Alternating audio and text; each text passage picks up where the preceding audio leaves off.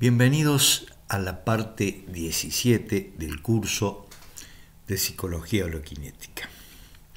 Hoy vamos a hablar del pensamiento asesino. Y hablamos del pensamiento asesino, no de la mente asesina. Porque la mente, como hemos visto en este curso, es un aspecto del movimiento constante que existe entre la materia y energía en todo el cosmos. El pensamiento asesino, o sea, el pensamiento ha tenido un aspecto asesino, violento y guerrero a lo largo por lo menos de los 5000 años de historia escrita de la humanidad. Actualmente existen factores como la superpoblación, la nueva estructura de las familias y su dinámica, la distribución global de la pobreza, la tecnología, incluso últimamente al salir de la pandemia y las guerras actuales, todo eso contribuye a aumentar la gravedad y la frecuencia del pensamiento asesino. Recordemos que hemos visto en este curso que el yo, que es producto del pensamiento, el yo tiene un núcleo que es asesino y suicida. Es decir, que en ciertas ocasiones o en ocasiones límites puede manifestarse ese centro, ese aspecto central del yo. Este video del pensamiento asesino está escrito en base a un artículo que escribió Rubén Feldman González del mismo nombre. Entonces empezamos. Ante la pregunta que vemos en la placa, si el pensamiento asesino es genético, tendríamos que decir que no. El gen tiene una memoria codificada para la fabricación de las proteínas. Con las proteínas se forman todas las estructuras que conforman el cuerpo humano, y de esas estructuras surge también esos movimientos moleculares que es el pensamiento, movimientos moleculares de las neuronas, como hemos visto en este curso. Pero el pensamiento es memoria, es conocimiento y es experiencia. Pensamiento también viene no solo del individuo, sino también de la conciencia colectiva de la humanidad. Buena parte del pensamiento asesino se basa en fantasías que se cristalizan en la pubertad, con el estímulo de la corteza cerebral que traen las hormonas sexuales.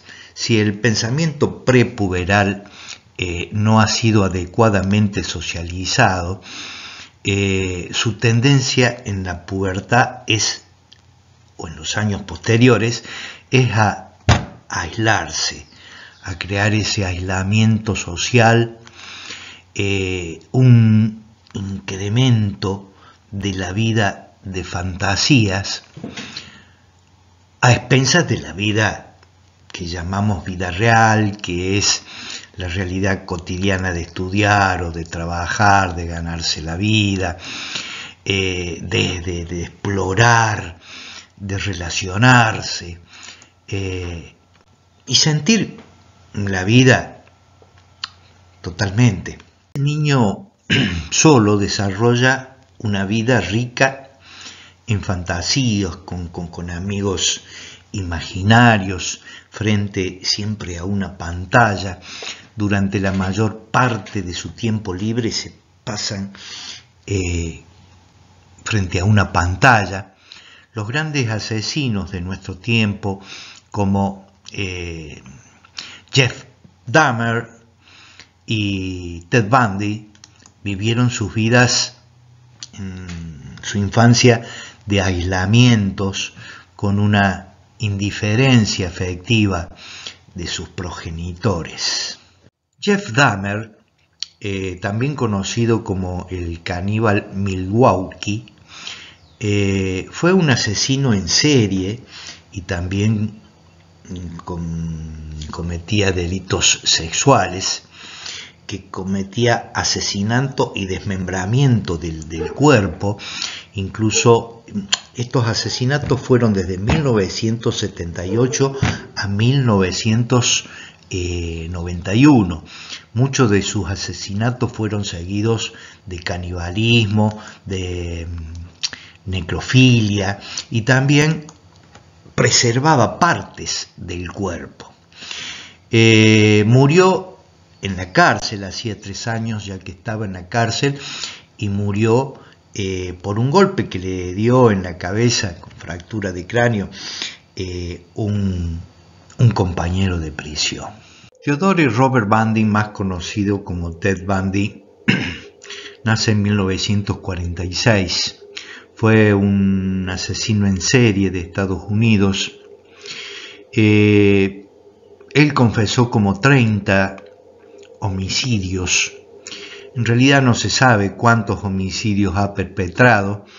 El FBI comprobó hasta 36 homicidios, por lo que fue condenado a la silla eléctrica y fue ejecutado en enero de 1989. El universo psicológico de los asesinos que estamos viendo es más fantasía que realidad. Como vemos en la placa, el problema es que la fantasía termina buscando su realidad. No es que la fantasía en sí misma sea asesina, pero la mayoría de estos niños, 7 de cada 10 niños que crecen en el aislamiento frente a una pantalla, sea del televisor o sea del celular o de la computadora, 7 de esos niños, generalmente sin padres o con muchos padres, desarrollan una fantasía que muchas veces está llena de violencia.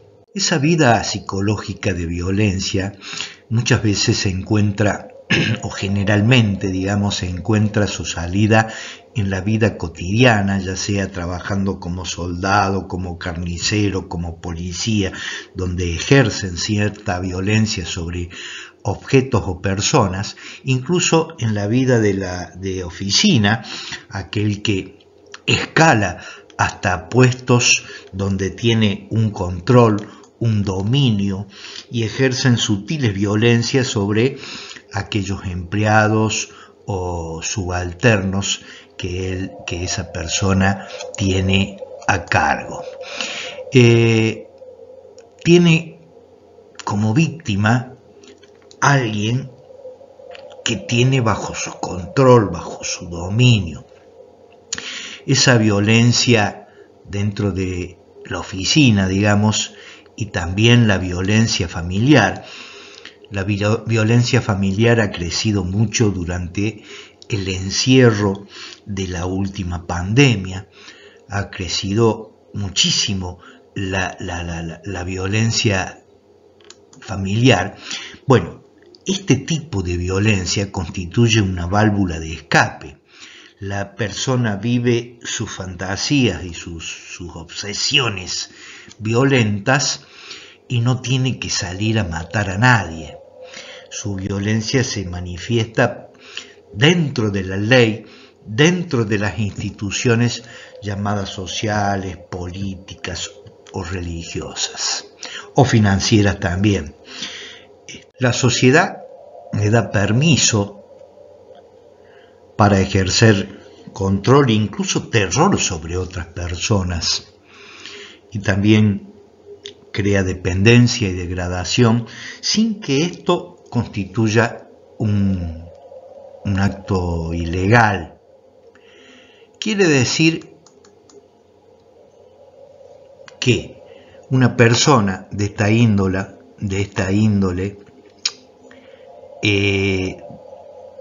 decide volverse criminal solo cuando sus obsesiones y sus fantasías y compulsión de control no tienen posible salida legal. Es decir, que existen muchos potenciales criminales, pero pocos reales, o sea, que llevan a la realidad sus actos de violencia criminal. También en la televisión, en las redes sociales, muestran programas de horror y de violencia, que los niños desde pequeños ven esto y ven reducido su umbral para inhibir actos de horror y violencia. Ver televisión es un acto de hipnosis, como hemos visto, en pro de la violencia. De esta manera, el número de personas que viven al borde de cometer actos criminales tiene que crecer. Hemos visto, al menos en Argentina, manifestaciones sociales y políticas que muestran cajones mortuorios, horcas pidiendo muerte de ciertos personajes políticos, o entrevistas en radio y televisión de gente pidiendo la pena de muerte, periodistas que también son funcionales a este clima de violencia. Todo esto dentro de un contexto de pobreza que aumenta, la inflación, gente que tiene limitaciones económicas para llegar a fin de mes, todo un caldo de cultivo donde la ebullición de la violencia está permanentemente al día. Los niños que crecen en ese ambiente de carencia afectiva, crecen también sus fantasías de temor y de rabia que llegan a volverse obsesiones. Estos niños quieren controlar su ambiente en que viven y no pueden hacerlo más que en su imaginación. Richard Speck mató a 8 estudiantes de enfermería en Chicago en 1966. Ya en la cárcel se hizo de un pájaro vivo que quería cuidar. Cuando el guardia le dijo que no podía quedarse con él, Richard afirmó que si no era de él, no iba a ser de nadie, y arrojó el pájaro a las aspas de un ventilador en funcionamiento que lo despedazó al instante. La fantasía de dominar, poseer, controlar va progresando. Jerry Brudos fue asesino serial que quiso retener a su madre despreciativa ocultando un par de zapatos cuando aún era un niño, por lo cual recibió un gran castigo en manos de su madre. Luego empezó a ocultar ropas de su hermana, progresó robando ropas femeninas, por ejemplo las que estaban tendidas en el tendersol. Aprendió a entrar a casas ajenas, a robar zapatos femeninos, ropa interior.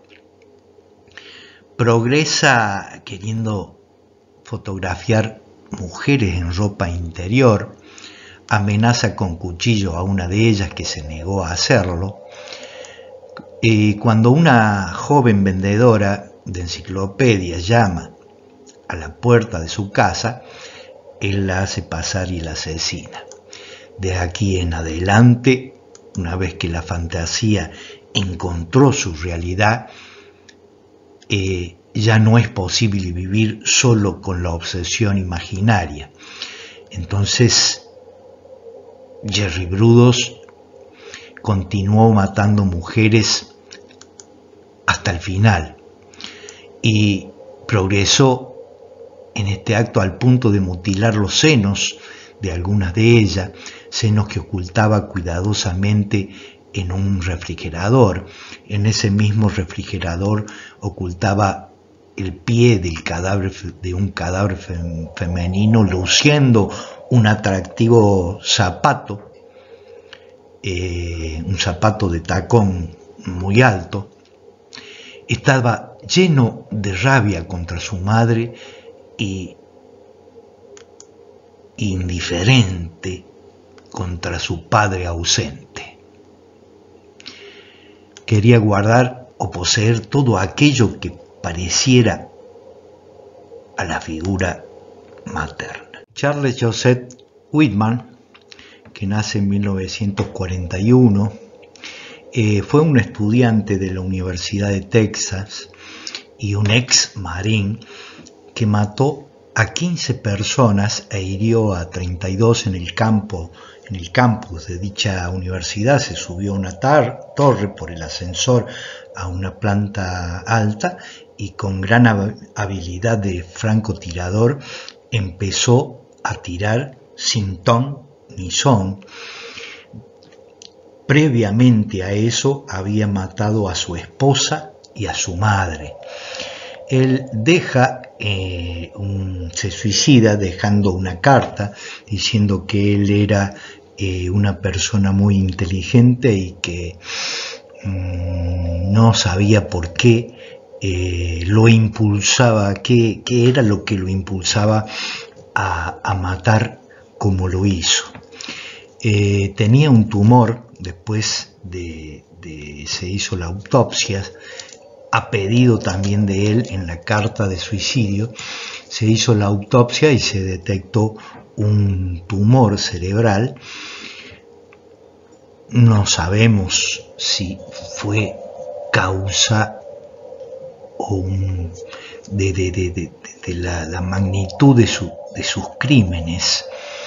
Lo cierto que dejó a su padre vivo, mató a su esposa y a su madre.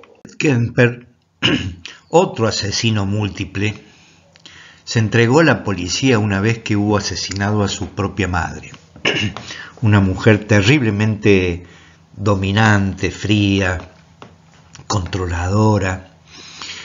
Ed Kemper decapitaba los cadáveres de sus víctimas femeninas y enterraba las cabezas en su jardín, en el jardín de su propia casa, de manera que estén orientadas estas cabezas mirando hacia la ventana de la habitación de su madre. Sin duda, el rechazo y la indiferencia de los padres, o el abuso verbal, físico y sexual, juegan un rol muy importante en las necesidades de controlar, invalidar, atemorizar y degradar a otros. Entre los asesinos dominados por sus madres están los asesinos de mujeres como Ted Bundy, Ed Kemper y George Russell. Entre los asesinos de hombre están aquellos que recibieron el desprecio y el abuso y el rechazo de sus papás, como John Wayne Gacy y Jeff Dahmer. El 17 de junio del 2015, en Carolina del Sur, en Estados Unidos, durante un estudio bíblico en una iglesia metodista, Ruff mató a 9 personas, todas ellas afroamericanas, incluido el pastor y un senador estatal, por supuesto de color negro, hirió a otras personas. Más tarde confesó que cometió ese tiroteo con la esperanza de provocar una guerra racial. También escribe o sube a una página web que contiene fotos de Dylann Roof con símbolo de supremacía blanca y neonazismo, junto a un manifiesto que exponía sus opiniones hacia los afroamericanos, entre otros pueblos. Peyton Gendron, un adolescente que entró a un supermercado matando a personas de color negro, ¿sí? Él había escrito incluso un escrito incoherente, manifiesto de 180 páginas, donde describía su plan paso a paso para la masacre, y también mientras realizaba sus crímenes iba filmando con una cámara que tenía en su casco para transmitir directo a una plataforma.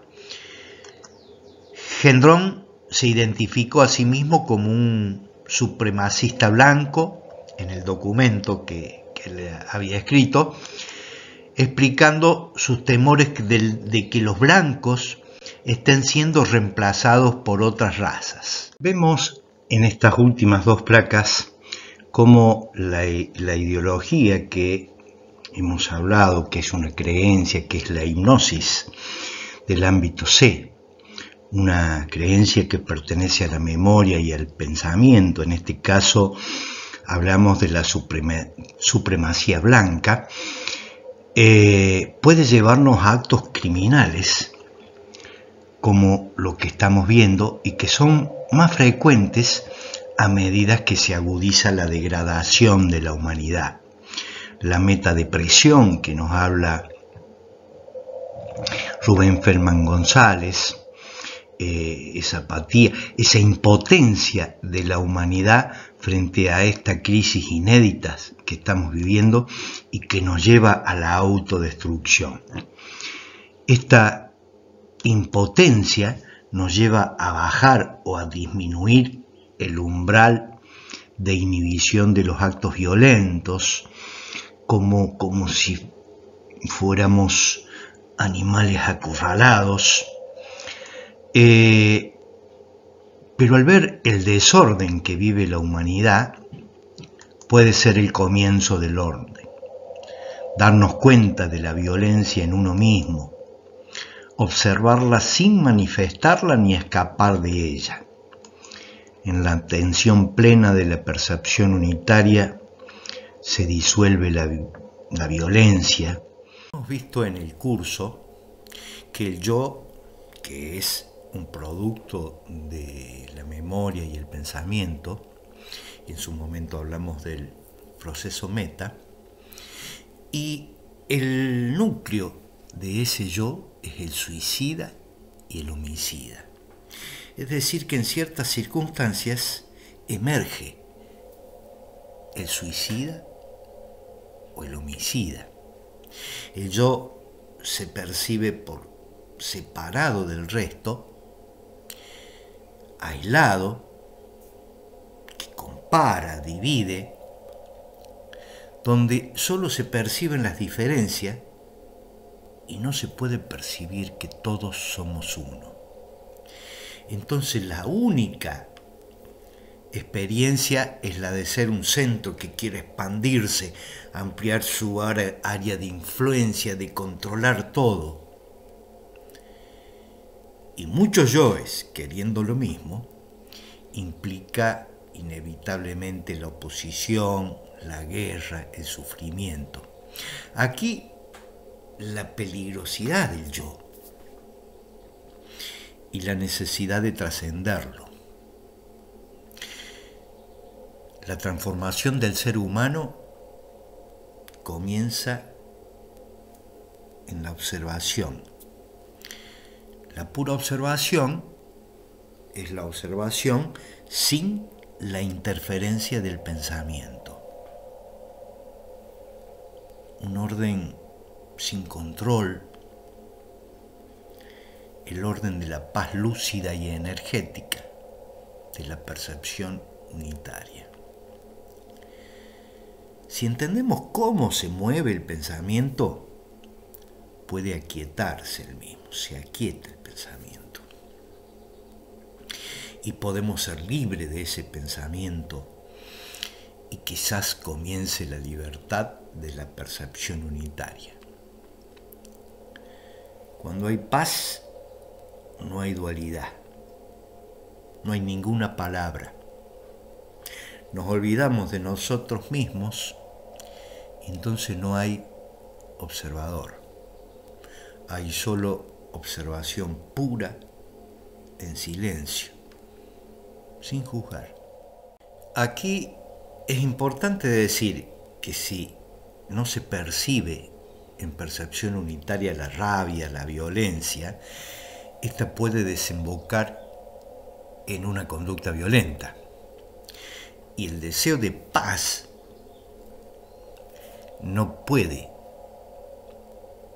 O sea, el deseo de paz puede aumentar ese conflicto. La percepción unitaria es el comienzo de la paz. O sea, el deseo es algo puesto en el futuro. Entonces, estoy aquí, violento, y quiero llegar allá a ser pacífico. Ahí existe un conflicto. Ahora, nuestra cultura está atravesada por el concepto del libre albedrío. Decimos que si no existiera el libre albedrío, el ser humano no podría ser responsable ante Dios o ante la ley. ¿Pero qué es el libre albedrío? O sea, el libre albedrío se entiende como esa capacidad de optar entre alternativas o generar una nueva alternativa, si se quiere. O sea, esa capacidad de elegir entre el bien y el mal, de decidir entre el bien y el mal a partir de la voluntad. Esto quiere decir que el individuo no es obligado ni se encuentra condicionado. Y nosotros podemos ver ahora cómo estamos condicionados por la familia, por la iglesia, por nuestras creencias, por Marx, por la Biblia. O sea, como dice Rubén Feldman González, el primer condicionamiento somos nosotros mismos. El comportamiento humano y la historia de la humanidad está sustentada por un conjunto de ideas, ideologías, creencias, mitos, filosofías que traen consigo toda una estructura cognitiva proveniente de palabras y acciones muy antiguas, pero con un gran poder hipnótico. El ser humano no es consciente de ese condicionamiento, de esa programación, de esa hipnosis. Por eso no nos podemos liberar de esa programación. Tampoco se reconoce que el pensamiento es un proceso de hipnosis y se repetirá constantemente por hipnosis mutua en la sociedad como la conocemos. Este es un hecho fundamental en la vida humana. Podemos decir entonces que cuando el cerebro funciona en todo su potencial, esto es lo que llamamos el ámbito A, que contiene al ámbito B y que contiene al ámbito C, Y como dice Rubén Feldman González, en el ámbito A nos damos cuenta que todos somos uno, pero nos damos cuenta como vivencia, no como una idea. Allí existe el libre albedrío. Ahí estamos libres de condicionamiento. Esa es la libertad. Bueno amigos, hasta aquí hemos llegado con este video. Nos veremos en el próximo encuentro donde empezaremos a hablar sobre exégesis, que es el estudio de escrituras antiguas, especialmente aquellas escrituras consideradas sagradas. Podemos encontrar en esos estudios lo que llamamos algunas correlaciones de las enseñanzas que nos traen esas escrituras con la enseñanza que nos trae la psicología holokinética. Nos estamos viendo. Gracias.